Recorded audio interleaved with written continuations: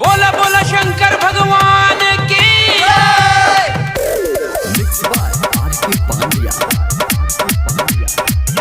Singing by Jayprakash Supoliya. पियावा दूबर भैले हो, बोला बोला पशुपतिनाथ की। पियावा दूबर भैले हो, बमा भोला के चकरिया में पियावा दूबर भैले हो। पियावा दूबर भैले हो, बमा भोला के चकरिया में पियावा दूबर भैले हो।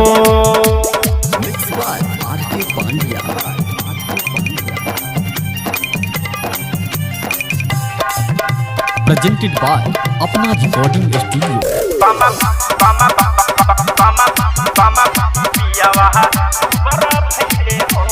दाल लिहलन चाउर लिहलन हरदी लिहलन थोर। दाल लिहलन चाउर लिहलन हरदी लिहलन थोर। इमली के पोटरी घर ही बिसरल, इमली के पोटरी घर ही बिसरल, कोना खैता न झोर। पियावा दूबर भैले हो, बम भोला के चकरिया पियावा दूबर भैले हो। Singing by Jayprakash Supoliya. बोला बोला बैजू धाम की।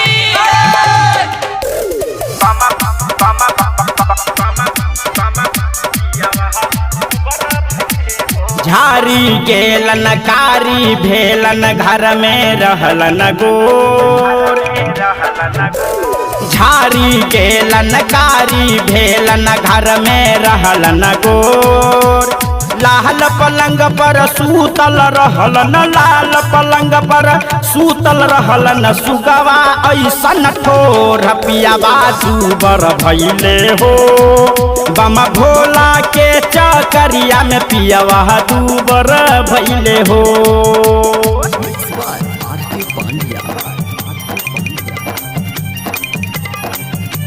बोला बोला बैजू धाम की।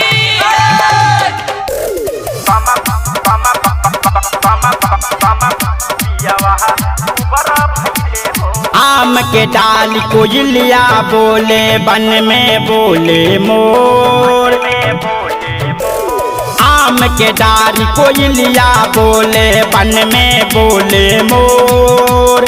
तोहर चकरिया पियावा गेलन, तोहर चकरिया पियावा गेलन, सिंदूर रखिहा मोर। पियावा दूबर भैले हो, बम भोला के चकरिया में पियावा दूबर भैले हो।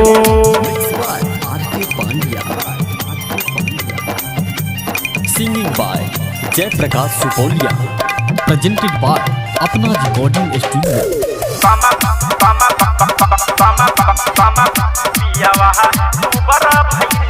कुंडी लिहलन सोटा लिहलन मारिच लिहलन थोर।